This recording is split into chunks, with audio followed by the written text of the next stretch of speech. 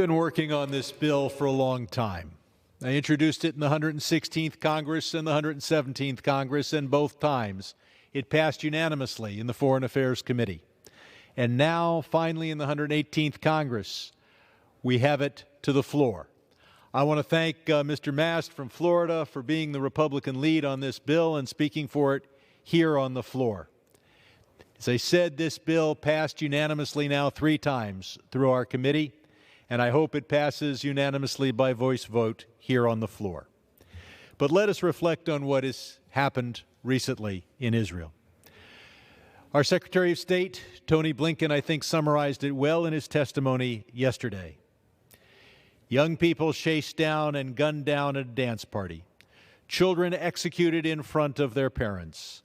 Parents executed in front of their children.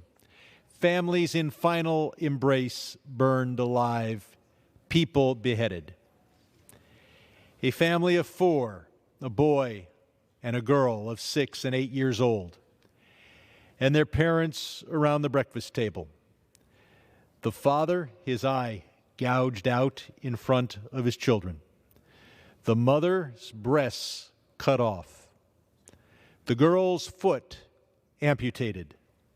The boy's finger was cut off before they were executed. And then the executioners sat down and had a meal.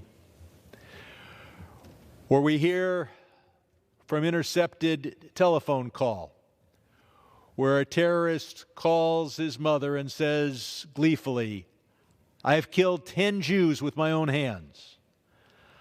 I am using the dead Jewish woman's phone to call you now."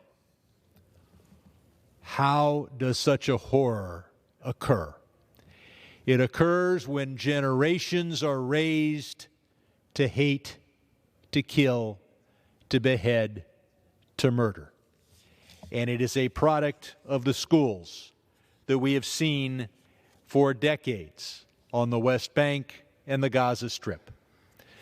I point to a particular 5th grade textbook which glorifies a terrorist who in 1978 went forward and killed 38 Israeli civilians, including 13 children, many of them pictured here. And this is who is glorified. This is who is held up to Palestinian children as the model for them to follow. We should not be surprised that there is therefore significant support for the Hamas doctrine, from the river to the sea, all Jews must be killed. That is their position. That is what holds their organization together. And I know the scenes that come now from Gaza are horrific.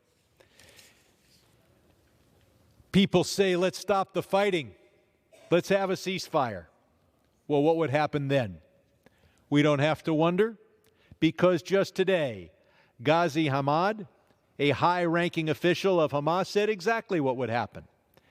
He said, we will repeat October 7th 1, 2, 3, 4, 5 times, as many times as it takes until Israel is annihilated. That's what happens if we have a ceasefire, unless we have the kind of ceasefire that we should have. One in which Hamas releases all the hostages and disarms. Then we can have a ceasefire. So, in the years to come, after the actions being taken in Gaza, we will again wonder, is another generation being educated to repeat these crimes in future years? So, how are these students educated? They're educated in schools run by UNRWA, the UN organization, and paid for, in large part, by the United States. While we have responsibilities around the world, the oil-rich Arab states contribute only a portion, a small portion, of what UNRWA spends. America contributes half and more than half. When we resumed funding for UNRWA in 2021, it was with the understanding that these schools would change, and we reached the 2021 framework for cooperation. So far, not so good. It appears as if the books continue. I'd ask the gentleman to yield one more minute. I yield 1 more minute to the Speaker. And so what this bill does is it requires a formal report to tell us what, unfortunately, I think we know informally, and that is education for terrorism has continued. With this formal report on its way, UNRWA will understand that what is happening in its schools will be exposed, and that the American Congress will not continue to fund them if they don't meet the responsibilities. Now, it is said that they have to rely on Palestinian Authority textbooks. No, they simply have to change their policy. So I look forward to meeting the humanitarian and educational needs of the Palestinian people in a way that builds toward peace, not in a way that holds out to Palestinian fifth graders as an example, someone who would kill 38 civilians, including 13 children. I yield back.